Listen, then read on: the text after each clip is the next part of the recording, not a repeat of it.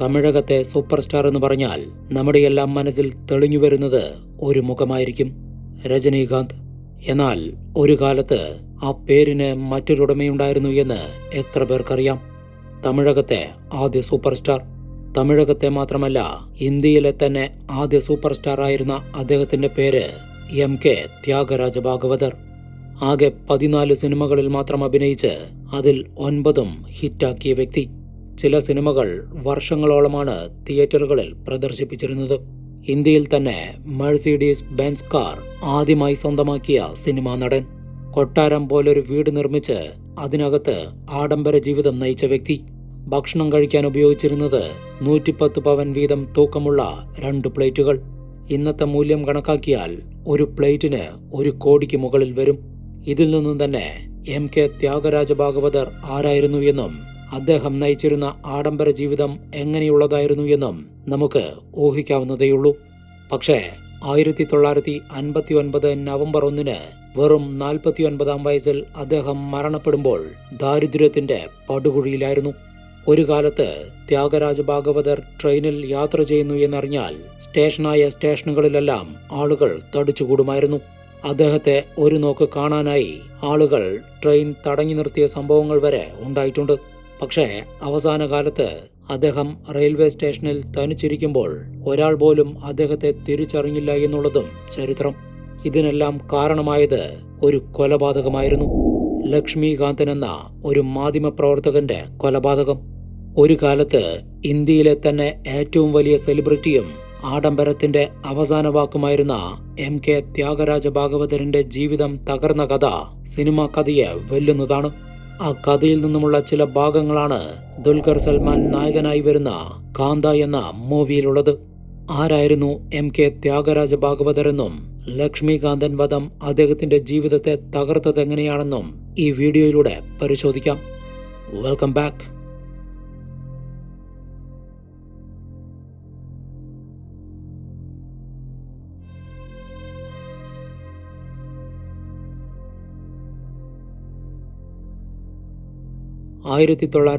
March 1 Thanjavur ജില്ലയിലെ മായാവരം എന്ന സ്ഥലത്താണ് MK ത്യാഗരാജ ഭാഗവതർ ജനിച്ചത്. സ്വർണ്ണപ്പണിക്കാരനായ കൃഷ്ണസ്വാമി ആചാര്യയുടെ ഏറ്റവും ഇളയ മകനായ അദ്ദേഹം ദാരിദ്ര്യം നിറഞ്ഞ ചുറ്റുപാടിലാണ് വളർന്നത്. ഭാവിയിൽ അറിയപ്പെടുന്നൊരു പാട്ടുകാരനാവണമെന്ന ആഗ്രഹത്തിൽ MK ത്യാഗരാജ ഭാഗവതർ പഠനത്തിൽ ശ്രദ്ധിക്കാതായി. 20-ാം നൂറ്റാണ്ടിന്റെ തുടക്കത്തിലൊന്നും സംഗീതമെന്നുള്ളത് ഒരു മാന്യമായ തൊഴിലായി കണക്കാക്കപ്പെട്ടിരുന്നില്ല. അതിനാൽ തന്നെ പാട്ടുകാരനാവണമെന്നുള്ള മകന്റെ തീരുമാനത്തെ കൃഷ്ണസ്വാമി ആചാരി എതിർത്തു. ഇതേ ചൊല്ലി അവർക്കിടയിൽ നിരന്തരം വഴക്കുകളുണ്ടായതോടെ ഭാഗവതർ വീട് വിട്ടിറങ്ങുകയും പല സ്ഥലങ്ങളിലും ചെന്ന് ഭജന ചൊല്ലാൻ തുടങ്ങുകയും ചെയ്തു. സംഗീതത്തോടുള്ള മകന്റെ അഭിനിവേശം മനസ്സിലാക്കിയ കൃഷ്ണസ്വാമി ആചാരി പിന്നീട് മകനെ പൂർണ്ണമായും പിന്തുണയ്ക്കുകയായിരുന്നു. അങ്ങനെയാണ് MK ത്യാഗരാജ ഭാഗവതർ കർണാടക സംഗീതം പഠിക്കുന്നത്. ഇത് നാടകത്തിലേക്കുള്ള വഴി തുറന്നു. നാടകവേദികളിൽ പാട്ടുപാടി അഭിനയിച്ചിരുന്ന ഭാഗവതർ അധികം വൈകാതെ തന്നെ സിനിമാ മേഖലയിലും കാലെടുത്തു വെച്ചു. 1934 പാവലക്കൊടി എന്ന സിനിമയിലൂടെ അരങ്ങേറ്റം കുറിച്ച MK ത്യാഗരാജ ഭാഗവതർ അദ്ദേഹത്തിന്റെ ആദ്യ സിനിമ തൊട്ട് വിജയക്കൊടി പാറിച്ചു. അഭിനയിച്ച 3ാമത്തെ സിനിമയിൽ തന്നെ പ്രൊഡ്യൂസറുമായി. തുടർന്നങ്ങോട്ട് ഹിറ്റ് സിനിമകളുടെ പരമ്പരയായിരുന്നു. തിരുനീലകണ്ഠർ, അംബികാപതി, സിന്താമണി തുടങ്ങിയ സിനിമകൾ സൂപ്പർ ഡ്യൂപ്പർ ഹിറ്റായി. സിന്താമണി എന്ന സിനിമയുടെ പ്രൊഡ്യൂസർ ആ പടത്തിൽ നിന്ന് ലഭിച്ച ലാഭം കൊണ്ട് മാത്രം മധുരയിൽ സിന്താമണി എന്ന പേരിൽ ഒരു തിയേറ്റർ തന്നെ നിർമ്മിച്ചു. ഇങ്ങനെയുള്ള സിനിമകളിലൂടെ ഭാഗവതർ വലിയൊരു കൂട്ടം ആരാധകരെയാണ് നേടിയെടുത്തത്. അദ്ദേഹത്തിന്റെ ഡ്രസ്സിംഗ് സ്റ്റൈലും ഹെയർ സ്റ്റൈലുമെല്ലാം ആ കാലത്തെ ട്രെൻഡായി മാറി. ആരാധികമാർക്കും ഒരു കുറവുമുണ്ടായിരുന്നില്ല. ദിവസേന 100-ലധികം ലവ് ലെറ്റേഴ്സാണ് അദ്ദേഹത്തിന്റെ വീട്ടിലേക്ക് വന്നുകൊണ്ടിരുന്നത്. ഒരിക്കൽ ഭാഗവതർ കച്ചേരിയുമായി ബന്ധപ്പെട്ട ആവശ്യങ്ങൾക്കായി കേരളത്തിലേക്കൊരു യാത്ര നടത്തിയിരുന്നു. ട്രെയിനിലായിരുന്നു യാത്ര. പ്രോഗ്രാം കഴിഞ്ഞ് തിരിച്ചു വരുന്ന വഴി മിക്ക സ്റ്റേഷനുകളിലും വൻ ജനാവലിയായിരുന്നു. കാരണം അദ്ദേഹം ട്രെയിനിൽ യാത്ര ചെയ്യുന്നുണ്ട് എന്നുള്ള വാർത്ത പുറത്തറിഞ്ഞതോടെയാണ് ജനങ്ങൾ കൂടിയത്. അന്ന് 1,00,000-ഓളം ആളുകൾ അദ്ദേഹത്തെ കാണാനായി എത്തിയിരുന്നു എന്ന് പറയപ്പെടുന്നു. സ്റ്റോപ്പില്ലാത്ത സ്റ്റേഷനുകളിൽ ഉൾപ്പെടെ അദ്ദേഹത്തെ കാണാനായി ജനങ്ങൾ ട്രെയിൻ തടഞ്ഞു നിർത്തിയ സാഹചര്യങ്ങൾ വരെ ഉണ്ടായി. ഇതെല്ലാം അദ്ദേഹത്തെ ജനങ്ങൾ ഭ്രാന്തമായി ആരാധിച്ചിരുന്നു എന്നുള്ളതിന്റെ തെളിവുകളാണ്. മറ്റൊരു റെക്കോർഡ് കൂടി അദ്ദേഹത്തിനുണ്ട്. 1944 ദീപാവലിക്ക് അദ്ദേഹത്തിന്റെ ഒരു സിനിമ റിലീസായി, ഹരിദാസ്.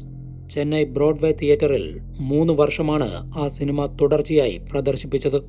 ഇന്ത്യ സ്വതന്ത്രമാവുന്നതിന് 3 വർഷം മുൻപിറങ്ങിയ ആ സിനിമ സ്വാതന്ത്ര്യം ലഭിച്ചതിനു ശേഷവും ആ തിയേറ്ററിൽ പ്രദർശിപ്പിച്ചിരുന്നു എന്നുള്ളതാണ് ചരിത്രം. ഇങ്ങനെ പ്രശസ്തിയുടെ നെറുകയിൽ നിൽക്കുന്ന സമയത്താണ് MK ത്യാഗരാജ ഭാഗവതറിന്റെ ജീവിതം തന്നെ തലകീഴായി മറിച്ച ആ സംഭവം നടക്കുന്നത്. 1944 ഡിസംബർ 27 ചെന്നൈയിൽ ഒരു സംഗീത കച്ചേരി നടത്തിയതിനു ശേഷം തന്റെ മെഴ്സിഡീസ് ബെൻസ് കാറിൽ വീട്ടിലേക്ക് പോയിക്കൊണ്ടിരുന്ന ഭാഗവതറിന്റെ കാർ പോലീസുകാർ തടഞ്ഞു നിർത്തുകയും അദ്ദേഹത്തെ അറസ്റ്റ് ചെയ്യുകയും ചെയ്യുന്നു. കുറച്ചു ദിവസങ്ങൾക്ക് മുൻപ് ചെന്നൈയിൽ വെച്ച് ലക്ഷ്മികാന്തൻ എന്നൊരു പത്രപ്രവർത്തകൻ കൊല ചെയ്യപ്പെട്ടിരുന്നു. ആ കേസിൽ പങ്കുണ്ട് എന്ന സംശയത്തിന്റെ അടിസ്ഥാനത്തിലായിരുന്നു ഭാഗവതർ അറസ്റ്റ് ചെയ്യപ്പെട്ടത്. 2ാം ലോകമഹായുദ്ധം കൊടുമ്പിരി കൊണ്ടിരിക്കുന്ന ആ കാലഘട്ടത്തിൽ റേഡിയോയിൽ സ്ഥിരമായി പ്രക്ഷേപണം ചെയ്തുകൊണ്ടിരുന്നത് യുദ്ധവുമായി ബന്ധപ്പെട്ടുള്ള വാർത്തകളായിരുന്നു. ഇത് കേട്ടുകൊണ്ടിരുന്ന ജനങ്ങളെ അക്ഷരാർത്ഥത്തിൽ ഞെട്ടിച്ചുകൊണ്ട് മറ്റൊരു വാർത്ത പ്രക്ഷേപണം ചെയ്യപ്പെട്ടു. ലക്ഷ്മികാന്തൻ കൊലക്കേസിൽ MK ത്യാഗരാജ ഭാഗവതരും NS കൃഷ്ണനും അറസ്റ്റിൽ എന്നുള്ളതായിരുന്നു ആ വാർത്ത. കലൈവാണർ എന്നറിയപ്പെട്ടിരുന്ന NS കൃഷ്ണൻ ആ കാലഘട്ടത്തിലെ പ്രശസ്ത തമിഴ് ഹാസ്യനടനായിരുന്നു. ഇന്ത്യൻ ചാർലി ചാപ്ലിൻ എന്നായിരുന്നു അദ്ദേഹം അറിയപ്പെട്ടിരുന്നത്. പ്രശസ്തിയുടെ നെറുകയിലായിരുന്ന ഈ 2 നടന്മാരും ഒരു കൊലപാതക കേസിൽ അറസ്റ്റ് ചെയ്യപ്പെട്ടു എന്നുള്ള വാർത്ത സിനിമാ ലോകത്തെയും ആരാധകരെയും ഒരുപോലെ ഞെട്ടിച്ചു. എന്തായിരുന്നു ഇരുവരുടെയും അറസ്റ്റിലേക്ക് നയിച്ച കാരണങ്ങളെന്ന് ഇനി പരിശോധിക്കാം.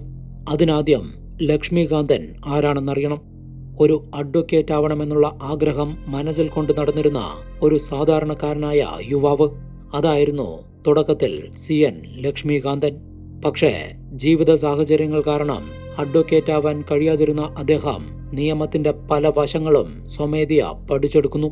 എന്നാൽ അദ്ദേഹം ഈ അറിവുകൾ നല്ല കാര്യത്തിനായിരുന്നില്ല ഉപയോഗിച്ചിരുന്നത്, തട്ടിപ്പ് നടത്താനായിരുന്നു. നിയമത്തിന്റെ പഴുതുകൾ ഉപയോഗിച്ച് നിരവധി തട്ടിപ്പുകൾ നടത്തി ധാരാളം പണം സമ്പാദിക്കാൻ തുടങ്ങിയ ലക്ഷ്മികാന്തൻ ഒടുവിൽ പോലീസ് പിടിയിലാവുന്നു. എന്നാൽ പോലീസുകാരെ ആക്രമിച്ച് രക്ഷപ്പെടാൻ ശ്രമിച്ചതോടെ ഇയാളെ ആൻഡമാനിലുള്ള ജയിലിലേക്ക് മാറ്റുന്നു. പിന്നീട് 7 വർഷത്തെ ജയിൽവാസത്തിന് ശേഷമാണ് ലക്ഷ്മികാന്തൻ ജയിൽ മോചിതനായി മദ്രാസിലെത്തിയത്. ലക്ഷ്മികാന്തൻ മദ്രാസിലെത്തിയ ആ കാലഘട്ടം എന്ന് പറയുന്നത് തമിഴ് സിനിമാ മേഖലയിൽ ഒത്തിരി മാറ്റങ്ങൾ വന്ന സമയമായിരുന്നു. പ്രത്യേകിച്ച് നിശബ്ദ സിനിമകളിൽ നിന്നും ശബ്ദ സിനിമകളിലേക്ക് മാറിയ ഒരു കാലഘട്ടം. അത് ജനങ്ങൾക്കിടയിൽ ഉണ്ടാക്കിയ ആവേശം ചെറുതായിരുന്നില്ല. എല്ലാ ആളുകളുടെയും സംസാരം സിനിമയെക്കുറിച്ച് മാത്രമായിരുന്നു, സിനിമയിൽ വന്ന മാറ്റങ്ങളെക്കുറിച്ച് മാത്രമായിരുന്നു. ജനങ്ങളുടെ ഈ ആവേശം ലക്ഷ്മികാന്തൻ കൃത്യമായി മനസ്സിലാക്കി. കുറുക്കുവഴികളിലൂടെ പണമുണ്ടാക്കി ശീലമുള്ള ലക്ഷ്മികാന്തൻ ഈ അവസരം കൃത്യമായി വിനിയോഗിക്കാൻ തീരുമാനിക്കുന്നു. നിലവിലെ സാഹചര്യത്തിൽ ഒരു സിനിമാ ജേർണലിസ്റ്റായി മാറുന്നതാണ് പണമുണ്ടാക്കാനുള്ള എളുപ്പവഴി എന്ന് തിരിച്ചറിഞ്ഞ അദ്ദേഹം 1943 സിനിമാ ദൂത് എന്ന പേരിൽ ഒരു ആഴ്ച പതിപ്പ് ആരംഭിക്കുന്നു. തുടക്കത്തിൽ സിനിമാ മേഖലയുമായി ബന്ധപ്പെട്ട എല്ലാ വാർത്തകളും ആ വീക്കിലിയിൽ അച്ചടിച്ചു വന്നെങ്കിലും പതിയെ അതിന്റെ നിലവാരം ഇടിഞ്ഞു. തുടർന്ന് അങ്ങോട്ട് സിനിമാക്കാരെക്കുറിച്ചുള്ള ഗോസിപ്പുകൾ മാത്രമായിരുന്നു ആ വീക്കിലിയിൽ പ്രസിദ്ധീകരിച്ചിരുന്നത്. പലരുടെയും രഹസ്യബന്ധങ്ങളെക്കുറിച്ച് പൊടിപ്പും തൊങ്ങലും വെച്ചുള്ള വാർത്തകൾ വന്നു തുടങ്ങിയതോടെ സിനിമാ ദൂതിന്റെ വിൽപ്പന കുത്തനെ കൂടി. ഒപ്പം പണവും. ലക്ഷ്മികാന്തന്റെ ലക്ഷ്യവും അതുതന്നെയായിരുന്നു. സിനിമാക്കാർക്കിടയിൽ ലക്ഷ്മികാന്തൻ എന്ന പേര് ഒരു പേടി സ്വപ്നമായി മാറി. പലരും മോശം പ്രവർത്തികളിലൊന്നും ഏർപ്പെടുന്നില്ലെങ്കിലും തങ്ങളെക്കുറിച്ച് ഒന്നും എഴുതരുത് എന്ന് പറഞ്ഞ് ലക്ഷ്മികാന്തന് പണം കൊടുക്കാൻ തുടങ്ങി. കാരണം അന്നുകാലത്തൊന്നും ഒരു ഗോസിപ്പ് വരുന്നത് അത്ര ചെറിയ കാര്യമല്ല. ചിലപ്പോൾ അതൊരാളുടെ കരിയറിനെ തന്നെ തകർത്തു കളയും. അതിനാലാണ് എല്ലാവരും പണം കൊടുക്കാൻ തയ്യാറായത്. എന്നാൽ ചുരുക്കം ചിലർ മാത്രമേ ലക്ഷ്മികാന്തനെ ഭയപ്പെടാതിരുന്നുള്ളൂ. അതിൽ 2 പേരാണ് MK ത്യാഗരാജ ഭാഗവതരും NS കൃഷ്ണനും. അവർ ലക്ഷ്മികാന്തനെ ഭയപ്പെട്ടില്ല എന്ന് മാത്രമല്ല, അയാളുടെ വികലമായ എഴുത്തിനെ നിയന്ത്രിക്കാനും തീരുമാനിച്ചു. കാരണം MK ത്യാഗരാജ ഭാഗവതറിന്റെയും NS കൃഷ്ണന്റെയുമെല്ലാം കാമകേളികൾ ഉടൻ പ്രസിദ്ധീകരിക്കുമെന്നുള്ള ഒരറിയിപ്പ് ലക്ഷ്മികാന്തൻ സിനിമാ ദൂതിലൂടെ പുറത്തുവിട്ടിരുന്നു. ഇതോടെ സിനിമാ ദൂതിന് വിലക്കേർപ്പെടുത്തണമെന്നാവശ്യപ്പെട്ടുകൊണ്ട് ഭാഗവതർ, NS കൃഷ്ണൻ, അന്നത്തെ പ്രൊഡ്യൂസർ കം ഡയറക്ടറായ ശ്രീരാമലു നായിഡു എന്നിവർ ചേർന്ന് മദ്രാസ് ഗവർണറായിരുന്ന സർ ആർതർ ഹോപ്പിന് ഒരു നിവേദനം നൽകുന്നു. ഈ നിവേദനത്തിൽ പറയുന്ന കാര്യങ്ങളിൽ വാസ്തവമുണ്ട് എന്നും സമൂഹത്തിൽ അറിയപ്പെടുന്ന ആളുകളെ അപകീർത്തിപ്പെടുത്തുക എന്ന ഉദ്ദേശത്തോടെയാണ് സിനിമാദൂത് പ്രവർത്തിക്കുന്നത് എന്നും ബോധ്യപ്പെട്ട ഗവർണർ സർ ആർതർ ഹോപ്പ് സിനിമാദൂതിന് വിലക്കേർപ്പെടുത്തുന്നു. ഒരു വിധത്തിൽ പ്രശ്നങ്ങളെല്ലാം അവസാനിച്ചു എന്ന് ചിന്തിച്ചിരിക്കുമ്പോഴാണ് ലക്ഷ്മികാന്തൻ മറ്റൊരു നീക്കം നടത്തുന്നത്. ഓൾറെഡി സിനിമാദൂതിൽ നിന്നും അയാൾ ധാരാളം പണം സമ്പാദിച്ചിരുന്നു. ആ പണം വെച്ച് ഹിന്ദു നേഷൻ എന്നൊരു പത്രം വിലയ്ക്ക് വാങ്ങിയ ലക്ഷ്മികാന്തൻ ആ പത്രത്തിലൂടെ തന്റെ എഴുത്തു തുടർന്നു. 7 വർഷത്തോളം ജയിലിൽ കിടന്ന വ്യക്തി അടുത്ത 1 വർഷത്തിനുള്ളിൽ ഒരു പത്രം വിലയ്ക്ക് വാങ്ങുന്ന തരത്തിൽ വളർന്നിട്ടുണ്ടെങ്കിൽ ഈ കാലയളവിൽ അയാൾ ചെയ്തു കൂട്ടിയ കാര്യങ്ങൾ നമുക്ക് ഊഹിക്കാവുന്നതേയുള്ളൂ. ഹിന്ദു നേഷൻ വിലയ്ക്ക് വാങ്ങിയതിനു ശേഷം ലക്ഷ്മികാന്തന്റെ എഴുത്ത് മുൻപത്തെക്കാളും മോശമാവുന്നു. തന്റെ വീക്കിലിക്ക് വിലക്കേർപ്പെടുത്തുന്നതിൽ മുൻകൈയെടുത്ത ഭാഗവതർ, NS കൃഷ്ണൻ, ശ്രീരാമലു നായിഡു എന്നിവരെ വളരെ മോശമായ രീതിയിൽ ചിത്രീകരിച്ചുകൊണ്ടുള്ള റിപ്പോർട്ടുകൾ ഹിന്ദു നേഷൻ പ്രസിദ്ധീകരിച്ചു. ഇത്തവണ സിനിമാക്കാരെ കൂടാതെ വലിയ വലിയ ബിസിനസ്സുകാരെയും സമൂഹത്തിൽ അറിയപ്പെടുന്ന പ്രമുഖ വ്യക്തിത്വങ്ങളെയും ലക്ഷ്മികാന്തൻ ടാർഗറ്റ് ചെയ്തു. ഇതിലൂടെ ധാരാളം പണം സമ്പാദിച്ചതിനോടൊപ്പം തന്നെ ധാരാളം ശത്രുക്കളെയും അയാൾ സമ്പാദിക്കുന്നു. ഉന്നതർക്കിടയിലെല്ലാം ലക്ഷ്മികാന്തൻ മാത്രമായിരുന്നു പ്രധാന സംസാര വിഷയം. ആരാണ് അയാളെ നിയന്ത്രിക്കുക എന്നുള്ളതായിരുന്നു എല്ലാവരുടെയും ആശങ്ക. ദിവസങ്ങൾ കടന്നുപോയിക്കൊണ്ടേയിരുന്നു. 2ാം ലോക മഹായുദ്ധം കൊടുമ്പിരികൊണ്ടിരിക്കുന്ന കാലഘട്ടമായിരുന്നു അത്. ഈ സമയത്താണ് 1944 നവംബർ 9 നടക്കുന്ന ആ വാർത്ത പുറത്തു വന്നത്. ഹിന്ദു നേഷൻ പത്രാധിപർ ലക്ഷ്മികാന്തൻ കൊല ചെയ്യപ്പെട്ടിരിക്കുന്നു. ഇതായിരുന്നു ആ വാർത്ത. തുടർന്ന് നടന്ന പോലീസ് അന്വേഷണത്തിലാണ് ലക്ഷ്മികാന്തന് സംഭവിച്ച കാര്യങ്ങൾ പുറത്തു വന്നത്. നടന്നിരിക്കുന്നത് ഇങ്ങനെയാണ്. നവംബർ 8 തന്റെ അഡ്വക്കേറ്റിനോട് ഒരു കേസുമായി ബന്ധപ്പെട്ട കാര്യം സംസാരിച്ചതിനു ശേഷം തിരിച്ച് റിക്ഷായിൽ വീട്ടിലേക്ക് പോയിക്കൊണ്ടിരുന്ന ലക്ഷ്മികാന്തനെ 2 പേർ തടഞ്ഞു നിർത്തുന്നു. അതിൽ ഒരാളുടെ പേരായിരുന്നു വടിവേൽ. ഈ പറയുന്ന വടിവേൽ ലക്ഷ്മികാന്തനെ മർദ്ദിച്ചതുമായി ബന്ധപ്പെട്ട് ഒരു കേസ് ഫയൽ ചെയ്യുന്ന കാര്യം അഡ്വക്കേറ്റുമായി സംസാരിച്ചിട്ട് വരുമ്പോഴാണ് വടിവേലും അയാളുടെ കൂട്ടാളി നാഗലിംഗവും ചേർന്ന് ലക്ഷ്മികാന്തനെ തടഞ്ഞത്. ശേഷം വടിവേൽ കയ്യിൽ കരുതിയിരുന്ന ഒരു കത്തി ഉപയോഗിച്ച് ലക്ഷ്മികാന്തന്റെ വയറ്റിൽ തന്നെ കുത്തുന്നു. തുടർന്ന് 2 പേരും അവിടെ നിന്നും ഓടി രക്ഷപ്പെടുന്നു. ഈ സംഭവം നടന്നത് ലക്ഷ്മികാന്തൻ കാണാനായി പോയ അഡ്വക്കേറ്റിന്റെ ഓഫീസ് പരിസരത്ത് വെച്ച് തന്നെയാണ് എന്നുള്ളത് കൊണ്ട് തന്നെ വയറ്റിൽ നിന്നും കത്തി വലിച്ചൂരിയ ലക്ഷ്മികാന്തൻ അഡ്വക്കേറ്റിന്റെ ഓഫീസിലേക്ക് ഓടിക്കയറുകയും തന്നെ വടിവേൽ കുത്തി എന്ന് പറഞ്ഞ് ഉറക്കെ നിലവിളിക്കുന്നു. ലക്ഷ്മികാന്തന്റെ ശരീരത്തിലൂടെ ചോരയൊലിച്ചിറങ്ങുന്ന കാഴ്ച കണ്ട അഡ്വക്കേറ്റ് അദ്ദേഹത്തെ ഹോസ്പിറ്റലിലേക്ക് പറഞ്ഞയക്കുന്നു. എന്നാൽ ലക്ഷ്മികാന്തൻ ഹോസ്പിറ്റലിലേക്ക് പോവാതെ നേരെ പോയത് പോലീസ് സ്റ്റേഷനിലേക്കായിരുന്നു. അവിടെ ചെന്ന് വടിവേലിനെതിരെ മൊഴി നൽകുകയും ഒരു പരാതി എഴുതി ഒപ്പിട്ട് കൊടുക്കുകയും ചെയ്തതിനു ശേഷമാണ് അദ്ദേഹം ഹോസ്പിറ്റലിലേക്ക് പോയത്. ഇതെല്ലാം അദ്ദേഹം തനിച്ചു തന്നെയാണ് ചെയ്തത്. ഇതിൽ നിന്നും ലക്ഷ്മികാന്തന്റെ പരിക്ക് അത്ര മോശമായിരുന്നില്ല എന്നുള്ള കാര്യം വ്യക്തമാണ്.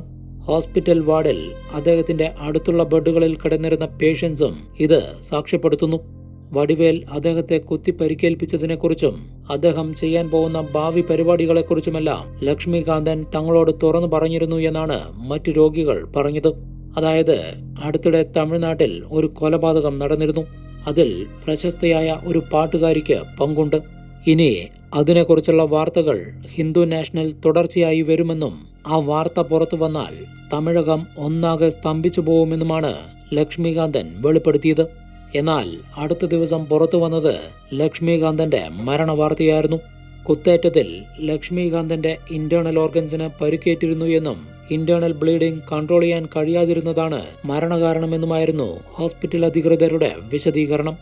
എന്നാൽ മരണപ്പെടാൻ മാത്രം ലക്ഷ്മികാന്തന്റെ ആരോഗ്യസ്ഥിതി മോശമായിരുന്നില്ല എന്നും ആക്രമിക്കപ്പെട്ട സ്ഥലത്തു നിന്നും തനിച്ച് പോലീസ് സ്റ്റേഷനിലേക്ക് പോയി മൊഴി കൊടുത്ത് പിന്നീട് ഹോസ്പിറ്റലിലെത്തിയ ഒരു വ്യക്തി, അതും അടുത്തതായി താൻ എന്തൊക്കെയാണ് ചെയ്യാൻ പോകുന്നത് എന്നുള്ള കാര്യത്തെക്കുറിച്ച് വ്യക്തതയുണ്ടായിരുന്ന ഒരു വ്യക്തി അടുത്ത ദിവസമായപ്പോഴേക്കും മരിച്ചു എന്നുള്ളത് പലർക്കും വിശ്വസിക്കാൻ കഴിഞ്ഞില്ല. ഇതോടെ ഈ മരണത്തിന് പിന്നിൽ ഉന്നതരായ പലർക്കും ബന്ധമുണ്ട് എന്നുള്ള രീതിയിൽ കിംവദന്തികൾ പരന്നു. തുടർന്ന് നടന്ന പോലീസ് അന്വേഷണത്തിൽ 6 പേർ അറസ്റ്റ് ചെയ്യപ്പെട്ടു. അതിൽ കൊലപാതകം നടന്ന് 1.5 മാസത്തിനു ശേഷം 1944 ഡിസംബർ 27 അറസ്റ്റ് ചെയ്യപ്പെട്ട 3 പേരുടെ പേരുകൾ കേട്ടതോടെയാണ് തമിഴകം ഒന്നടങ്കം ഞെട്ടിത്തെറിച്ചത്. MK ത്യാഗരാജ ഭാഗവതർ, NS കൃഷ്ണൻ, ശ്രീരാമലു നായിഡു എന്നിവരായിരുന്നു ആ 3 പേർ. ലക്ഷ്മികാന്തനുമേൽ നിരവധി പ്രമുഖർക്ക് പകയും ദേഷ്യവുമുണ്ട്. പക്ഷേ എന്തുകൊണ്ടാണ് ഇവരെ 3 പേരെ മാത്രം അറസ്റ്റ് ചെയ്തത് എന്ന് ചോദിച്ചാൽ ജയാനന്ദം എന്നൊരു വ്യക്തി പോലീസിന് നൽകിയ മൊഴിയായിരുന്നു അതിന്റെ കാരണം.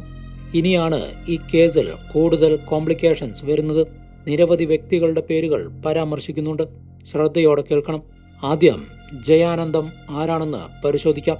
ലക്ഷ്മികാന്തൻ നിരവധി സെലിബ്രിറ്റികളെക്കുറിച്ച് മോശമായ രീതിയിൽ എഴുതിയതിന്റെ കൂട്ടത്തിൽ അന്നത്തെ നടിയായിരുന്ന മാധുരിയെക്കുറിച്ചും എഴുതിയിരുന്നു. ഗ്ലാമറസ് വേഷങ്ങളിൽ അഭിനയിച്ചിരുന്ന മാധുരിയെ അവളൊരു വേശ്യയാണ് എന്നായിരുന്നു ലക്ഷ്മികാന്തൻ എഴുതിയത്. ഇതോടെ മാധുരിയുടെ സഹോദരനായ ജയാനന്ദം വിഷയത്തിലിടപെടുകയും ലക്ഷ്മികാന്തനെ കയ്യേറ്റം ചെയ്യുകയും ചെയ്തിരുന്നു. ഈ പറയുന്ന ജയാനന്ദം നൽകിയ മൊഴിയുടെ അടിസ്ഥാനത്തിലാണ് MK ത്യാഗരാജ ഭാഗവതർ ഉൾപ്പെടെയുള്ള സെലിബ്രിറ്റികൾ അറസ്റ്റിലായത്. ഇനി ജയാനന്ദം നൽകിയ മൊഴി എന്താണെന്ന് പരിശോധിക്കുന്നതിന് മുൻപ് അറസ്റ്റിലായ മറ്റുള്ളവർ ആരൊക്കെയാണെന്നും അവർക്കും ലക്ഷ്മികാന്തനും ഇടയിലുള്ള പ്രശ്നങ്ങൾ എന്തായിരുന്നു എന്നും പരിശോധിക്കാം. ആദ്യത്തെ വ്യക്തി വടിവേൽ, അതായത് ലക്ഷ്മികാന്തനെ കുത്തിയ വ്യക്തി. ലക്ഷ്മികാന്തൻ അദ്ദേഹത്തിന്റെ വീടിന്റെ താഴത്തെ നില വാടകയ്ക്ക് കൊടുത്തിരുന്നു. ജാനകി അമ്മാൾ എന്നൊരു വിധവയായ സ്ത്രീയാണ് അവിടെ താമസിച്ചിരുന്നത്.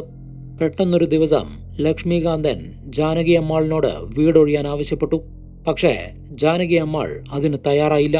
ഇതോടെ അവർക്കിടയിൽ തർക്കമായി. എത്ര തന്നെ പ്രശ്നങ്ങളുണ്ടാക്കിയിട്ടും അവർ വീടൊഴിയാതായതോടെ ലക്ഷ്മികാന്തൻ ജാനകി അമ്മാളിനെയും അവരുടെ ബന്ധുവായ വടിവേലിനെയും ചേർത്തി അശ്ലീല കഥകൾ എഴുതിവിടാൻ തുടങ്ങി. അത് വലിയ പ്രശ്നമായി. ഇതാണ് വടിവേലിനും ലക്ഷ്മികാന്തനുമിടയിലുള്ള പ്രശ്നം. അടുത്ത വ്യക്തി കമലനാഥൻ. കമലനാഥൻ ലക്ഷ്മികാന്തന്റെ അടുത്ത ബന്ധുവും ഹിന്ദു നേഷൻ പത്രത്തിൽ ഏജന്റായി ജോലി ചെയ്തിരുന്ന വ്യക്തിയുമാണ്. എന്നാൽ ലക്ഷ്മികാന്തൻ അറിയാതെ കമലനാഥൻ നിരവധി പേരിൽ നിന്നും പണം വാങ്ങിയിരുന്നു. അതായത് ലക്ഷ്മികാന്തൻ നിങ്ങളെക്കുറിച്ച് എഴുതാതിരിക്കണമെങ്കിൽ അദ്ദേഹത്തിന് കൊടുക്കാനായി പണം വേണമെന്ന് ആവശ്യപ്പെടും. എന്നാൽ ഇങ്ങനെ ലഭിക്കുന്ന പണം ലക്ഷ്മികാന്തനിലേക്ക് എത്തിയിരുന്നുമില്ല. ഒരു ഘട്ടത്തിൽ ഇത് മനസ്സിലാക്കിയ ലക്ഷ്മികാന്തൻ കമലനാഥനെ ചോദ്യം ചെയ്യുകയും അവർക്കിടയിൽ പ്രശ്നങ്ങളുണ്ടാവുകയും ചെയ്യുന്നു. ഇതോടെ ഹിന്ദു നേഷനിലെ ജോലി ഉപേക്ഷിച്ച കമലനാഥൻ സമരസം എന്ന മറ്റൊരു പത്രത്തിൽ ജോയിൻ ചെയ്യുന്നു. ഈ സമരസം പത്രത്തിന്റെ സ്പോൺസേഴ്സ് മറ്റാരുമായിരുന്നില്ല, MK ത്യാഗരാജ ഭാഗവതരും NS കൃഷ്ണനുമായിരുന്നു. ഇതുകൂടാതെ നാഗലിംഗം എന്നൊരു വ്യക്തി കൂടി അറസ്റ്റ് ചെയ്യപ്പെട്ടിരുന്നു. അതായത് നാഗലിംഗമാണ് വടിവേലിനോടൊപ്പം ലക്ഷ്മികാന്തനെ ആക്രമിക്കാനെത്തിയത്. നാഗലിംഗത്തിനും ലക്ഷ്മികാന്തനുമായി പല പ്രശ്നങ്ങളുടെയും പേരിൽ മുൻവൈരാഗ്യമുണ്ടായിരുന്നു. ഇങ്ങനെ ലക്ഷ്മികാന്തനെ ആക്രമിച്ചവരും കൊലപ്പെടുത്താനുള്ള മോട്ടീവുള്ളവരുമാണ് അറസ്റ്റ് ചെയ്യപ്പെട്ടത്.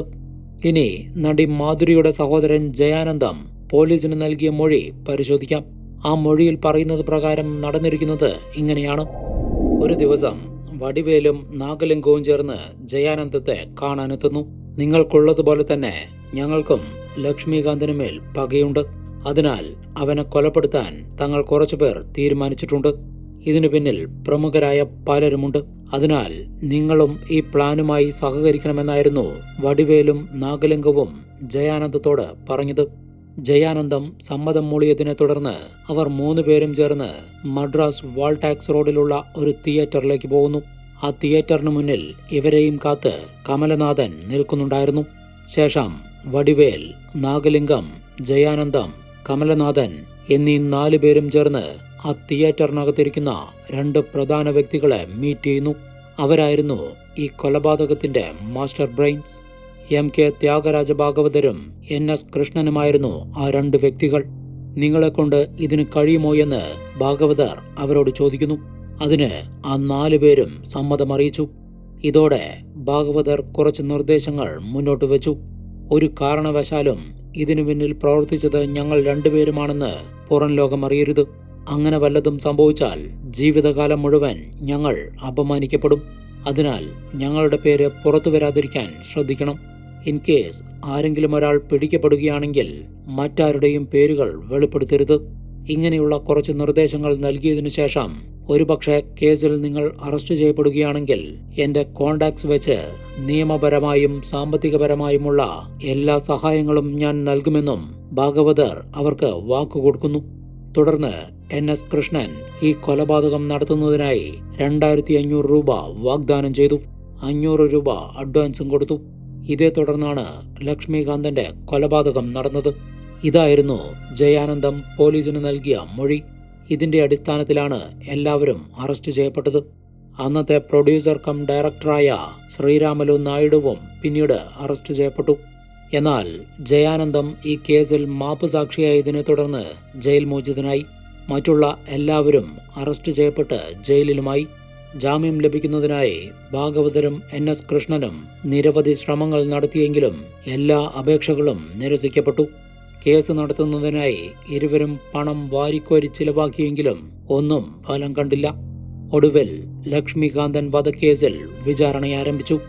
എന്തു വില കൊടുത്തും കേസിൽ നിന്നും രക്ഷപ്പെടുന്നതിനായി ഭാഗവതരും NS കൃഷ്ണനും പരമാവധി ശ്രമങ്ങൾ നടത്തി. മദ്രാസ് വാൾടാക്സ് റോഡിലുള്ള തിയേറ്ററിൽ വെച്ച് ഗൂഢാലോചന നടന്നു എന്നുള്ള ജയാനന്ദത്തിന്റെ മൊഴി നുണയാണെന്നും ആ സമയം താൻ മദ്രാസിലെ ഇല്ലായിരുന്നു എന്നും സേലത്ത് നടന്ന ഷൂട്ടിങ്ങിലായിരുന്നു എന്നും പറഞ്ഞ് NS കൃഷ്ണൻ നിരവധി സാക്ഷികളെ ഹാജരാക്കി. അതുപോലെ ഭാഗവതരും മദ്രാസിലുണ്ടായിരുന്നില്ല എന്ന് വാദിച്ചു. എന്തൊക്കെ വന്നാലും തങ്ങളുടെ സൂപ്പർ സ്റ്റാർ ജയിൽ മോചിതനാവും, കേസിൽ നിന്നും ഒഴിവാക്കപ്പെടും എന്നുമുള്ള പ്രതീക്ഷയിലായിരുന്നു ഭാഗവതരുടെ ആരാധകർ. പക്ഷേ കേസിലെ വിചാരണ പൂർത്തിയായി വിധി വന്നപ്പോൾ അവരെല്ലാവരും തകർന്നുപോയി. ലക്ഷ്മികാന്തൻ വധക്കേസിലെ പ്രതികൾക്കെല്ലാവർക്കും ജീവപര്യന്തം ശിക്ഷയാണ് കോടതി വിധിച്ചത്. അതിൽ MK ത്യാഗരാജ ഭാഗവതരും NS കൃഷ്ണനും ശ്രീരാമലു നായിഡുവും ഉൾപ്പെടുന്നു. ഈ വിധിക്കെതിരെ 3 പേരും മേൽക്കോടതിയിൽ അപ്പീൽ പോകുന്നു. ഇതോടെ സംശയത്തിന്റെ ആനുകൂല്യം നൽകി ശ്രീരാമലു നായിഡുവിനെ മാത്രം വെറുതെ വിട്ട മേൽക്കോടതി മറ്റുള്ള പ്രതികളുടെയെല്ലാം ശിക്ഷ ശരിവെച്ചു. ഇതേ സമയം തന്നെ MK ത്യാഗരാജ ഭാഗവതരെ തേടി മറ്റൊരു പ്രതിസന്ധി കൂടി വന്നു. ജയിലിലാവുന്നതിന് മുൻപ് അദ്ദേഹം അഭിനയിച്ച 9 സിനിമകളിൽ 6ഉം ബോക്സ് ഓഫീസിൽ വൻ വിജയമായിരുന്നു. അതിനാൽ 12ഓളം പുതിയ സിനിമകളിൽ അഭിനയിക്കാൻ ഭാഗവതർ കരാർ ഒപ്പിട്ടിരുന്നു. എല്ലാ പ്രൊഡ്യൂസേഴ്സിന്റെ കയ്യിൽ നിന്നും അഡ്വാൻസും വാങ്ങിച്ചിരുന്നു.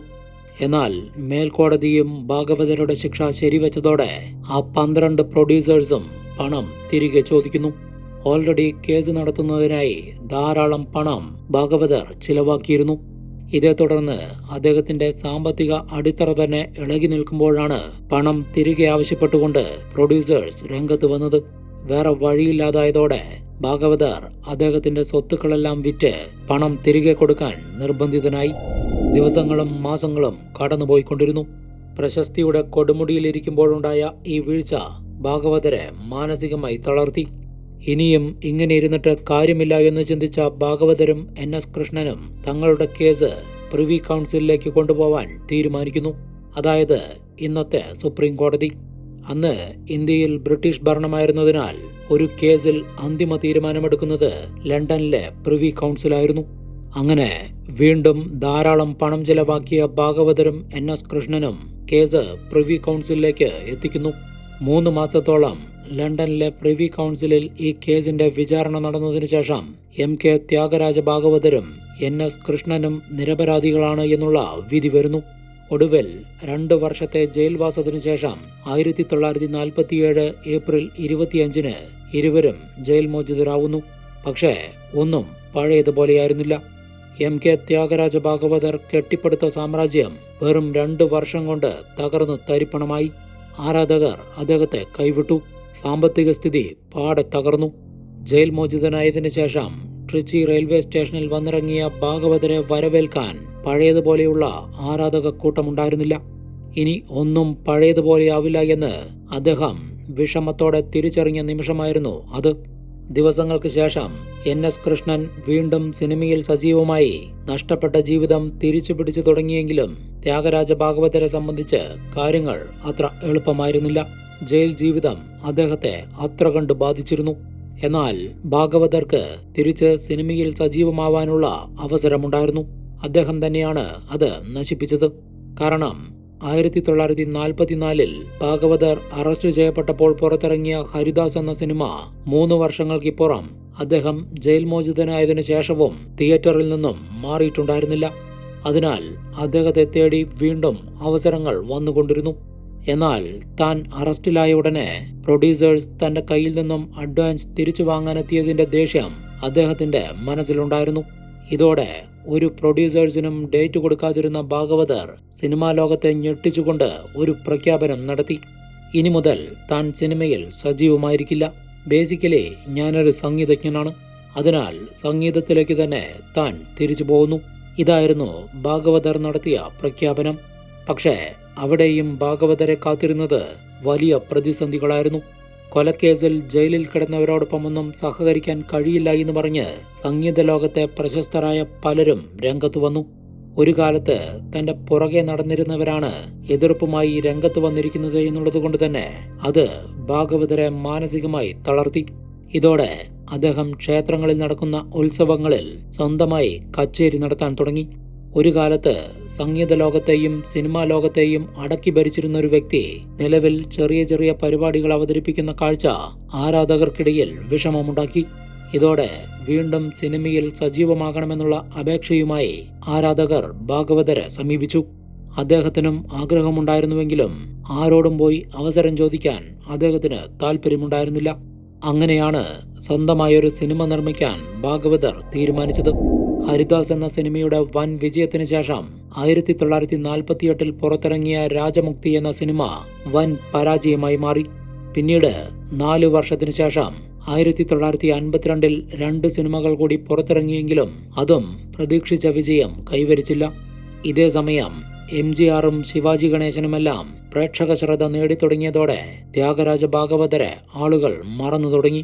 തുടർന്നുള്ള 7 വർഷത്തിനിടയിൽ ഭാഗവതരുടെ 2 സിനിമകൾ മാത്രമാണ് പുറത്തിറങ്ങിയത്. അതിനോടകം ഉയർന്ന രക്തസമ്മർദ്ദവും പ്രമേഹവും ബാധിച്ച് ഭാഗവതരുടെ ആരോഗ്യം ക്ഷയിച്ചു. അവസാന സിനിമയായ ശിവകാമിയിൽ അഭിനയിക്കുന്ന സമയത്ത് ഉയർന്ന പ്രമേഹം കാരണം ഭാഗവതരുടെ കാഴ്ച നഷ്ടപ്പെട്ടിരുന്നു. ഇതോടെ ആ സിനിമയിലെ കഥാപാത്രത്തെ തന്നെ കാഴ്ചയില്ലാത്ത കഥാപാത്രമാക്കി മാറ്റേണ്ടി വന്നു. ഇതിനെല്ലാം ഉപരി എല്ലാ സിനിമകളിലും സ്വയം പാട്ടുപാടി അഭിനയിച്ചിരുന്ന ഭാഗവതർക്ക് അവസാന സിനിമയിൽ ശബ്ദം മോശമായതിനെ തുടർന്ന് പാടാനായി മറ്റൊരാളെ ചുമതലപ്പെടുത്തേണ്ടി വന്നു. ഒടുവിൽ പ്രമേഹം അധികമായതിനെ തുടർന്ന് ആരോഗ്യം വഷളായ MK ത്യാഗരാജ ഭാഗവതർ 1959 നവംബർ 1 തന്റെ 49-ാം വയസ്സിൽ ഈ ലോകത്തോട് വിട പറഞ്ഞു. അമിത മദ്യപാനം മൂലം കരൾ രോഗം ബാധിച്ച NS കൃഷ്ണൻ 2 വർഷങ്ങൾക്ക് മുൻപ് 1957 തന്നെ 48-ാം വയസ്സിൽ മരണപ്പെട്ടിരുന്നു. ഇതാണ് ഒരു കാലത്ത് തമിഴ് സിനിമയിലെ സൂപ്പർ സ്റ്റാർ ആയിരുന്ന പിന്നീട് ആരുമല്ലാതായി മാറി മരണപ്പെട്ട MK ത്യാഗരാജ ഭാഗവതറിന്റെ കഥ.